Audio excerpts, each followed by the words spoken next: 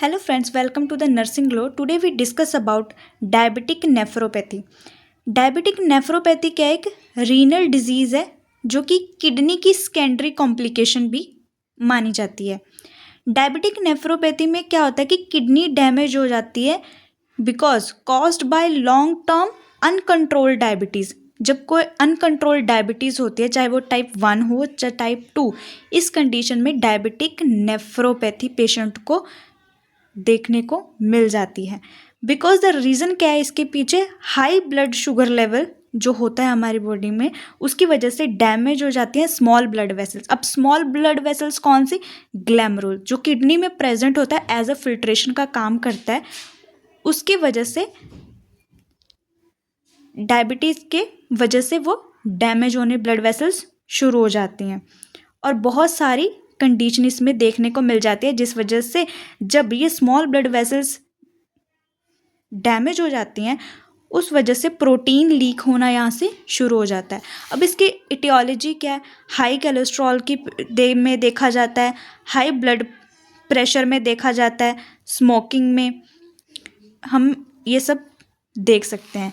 Next है इसके cause क्या हैं या रिस्क फैक्टर क्या हैं? लॉन्ग टर्म किसी को हाइपरग्लिसीमिया, किसी को शुगर की प्रॉब्लम हो या हाइपरटेंशन की प्रॉब्लम हो, जो स्मोकिंग कोई करता हो, या जेनेटिक की वजह से हो सकता है, कोई बंदा ओबेज है और पुअर डायबिटिक कंट्रोल और उसकी डायबिटिक बिल्कुल भी कंट्रोल नहीं है, उस कंडीशन में हम डायबिटिक नेफ्रोपैथी देख सकते हैं। अब इसकी पैथोफिजियोलॉजी क्या है, कैसे हमें नेफ्रोपैथी होती है, डायबिटिक नेफ्रोपैथी होती है?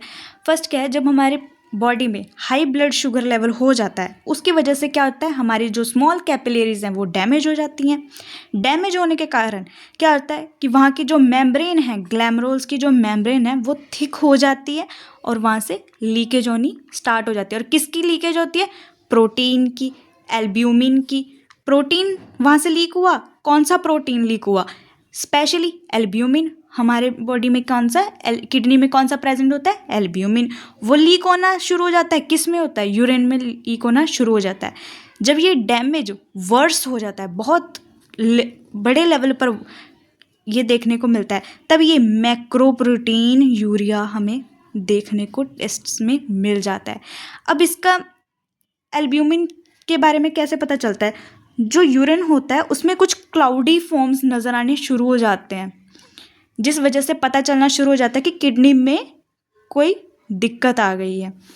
अब जब प्रॉपरली किडनी फिल्ट्रेशन ही नहीं कर रही डैमेज होने के कारण, तो क्या होगा? GFR क्या है, वो तो ऑलरेडी रिड्यूस लेवल पे चला गया और फाइनली उसके बाद तो हम इस कंडीशन को क्या बोल देंगे? ये वर्स होने के बाद क्रॉनिक किडनी डिजीज़ बोल दिया जाता है।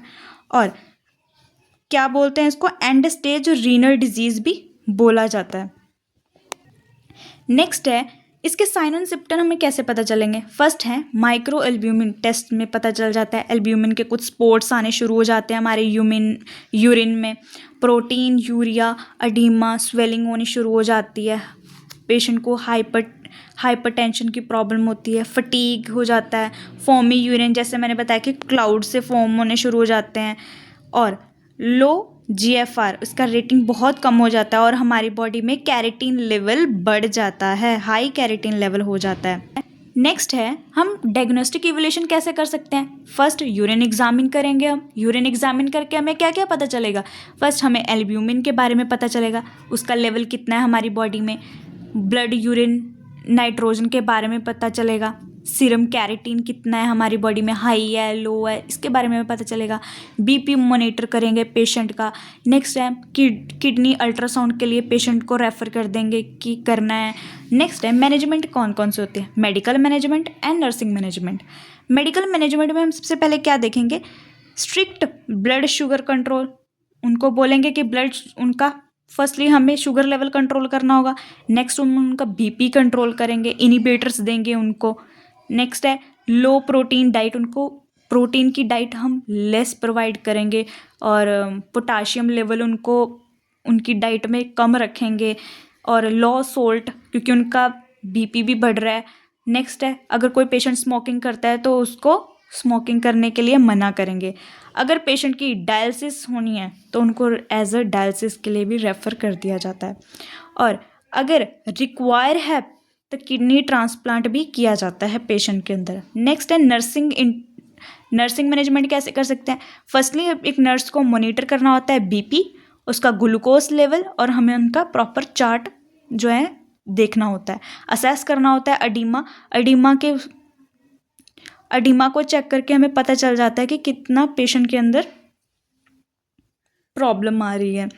नेक्स्ट है यूरिन आउटपुट मॉनिटर करना होता है, कितना फोम एल्ब्यूमिन लेवल दिख रहा है, उसमें एल्ब्यूमिन की वजह से फोम्स प्रेजेंट हैं कि नहीं है, ये हमें बताना होता है।